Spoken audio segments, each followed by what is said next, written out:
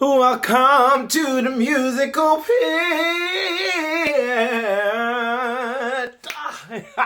Hi guys, welcome to my YouTube channel. My name is Laine, and today we are talking all things. So, you going in drama school? Before we get started, a little background about me. I am currently a second year at Laine Theatre Arts and I'm having the best time of my life. So here are some advice, tips, tricks and things I wish I knew before I started my course. Oh, and last thing before we actually get started, did you know that it's actually statistically harder to get into drama school than it is to get into Oxford? So congratulations, you've done something right. Let's roll the tape! From white to black. So the very first thing you need to do if you're going to drama school this coming September is get ready to work on the things that you are bad at. I'll say it again, do the work at things you are bad at. You are a phenomenal dancer, your acting skills are exquisitely delicious. Well, you better work on your singing. Open that rep book, find yourself a teacher, find yourself a little tutorial, whatever you need to do, but start working on your bad attribute. As humans, we're used to working on things that we're not so good at. So let's just say dancing is where your flaws start to show. You don't actually need to start to go to every dance classes there are around you, but just start looking at things, get yourself familiar with dance terminology in general. Also, just remember that the things that you're not so good at don't always apply to the actual disciplines. You may actually be an absolute triple threat and shown potential in dancing, acting and singing. But what about your coursework? Are you good at researching theatres? Are you going at critical reviews?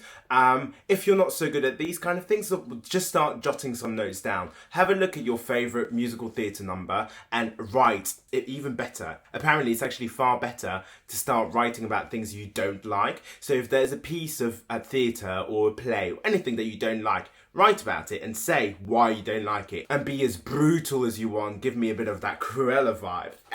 All of that to say, just get started on the things that you are bad at. Number 2, make sure that the reason you are going to drama school is a legitimate one and find that within yourself. So if the reason you're going to drama school is because you want to be in this industry, which will be the case for the majority of people, make sure you do your due diligence. Go to see theatres if you can. If not, there's so many things on Dailymotion, on YouTube, on Broadway.com. There's just so much available online these days for you to go and watch, and make sure you watch it. And not just once, not just twice, not just 3 times, but abuse and use it because it is there for you to utilize. And at the end of the day, it's your industry. You just need to remember that you need to approach the whole industry with a more professional point of view. And again, if you can, go and see plays, go and see musicals, go and see body of works, go to art galleries, do all these things that will enrich your yourself as an artist, as a performer. Now, if money is an issue, I know it can be for people, it definitely has been for me.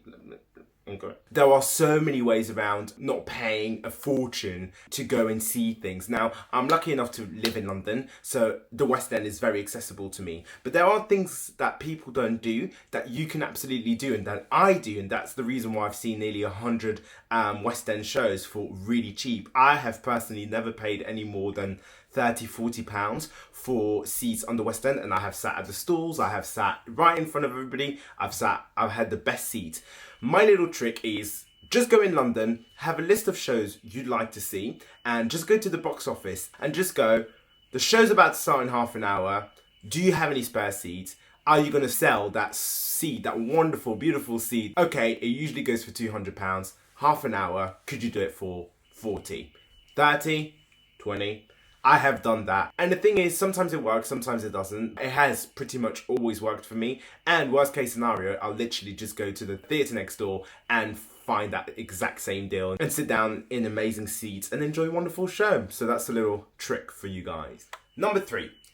Just sit down and realise that you are going to undertake a 3-year course that's going to be grueling, is going to test you.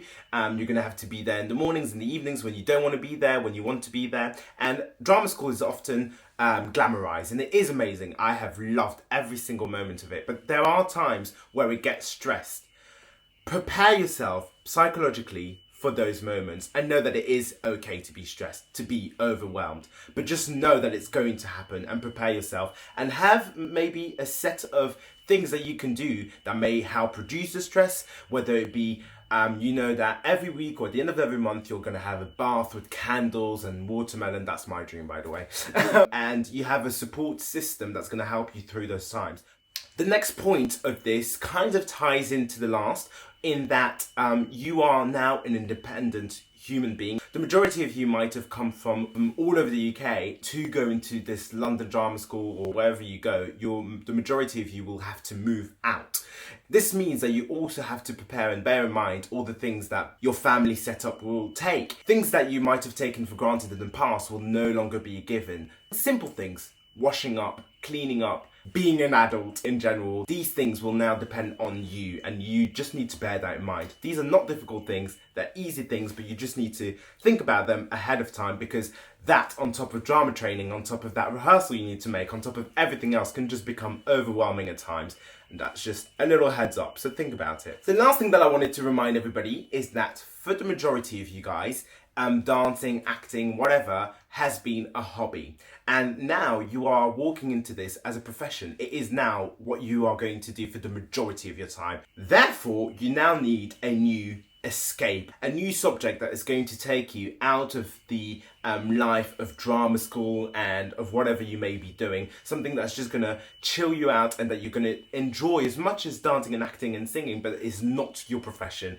It is so very important to do so, because I have seen so many people come at a hurdle because of the fact that they still treat what they are doing as a hobby as well as their profession, and they don't mix.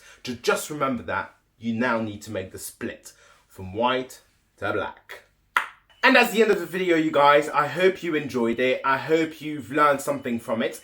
As I always say, please, if you've got any questions, DM me. I have gotten so many DMs of late, and I love them. I love replying to you all. And some of you have said that you've watched my videos, and it makes me so happy because you've said it's helpful, and that is exactly what I wanted. Here's my Instagram. Feel free to write any comments, like, subscribe, all of that. I'm not going to force you, but do it. Thank you so much for watching a new video, and I'll see you next time. Bye.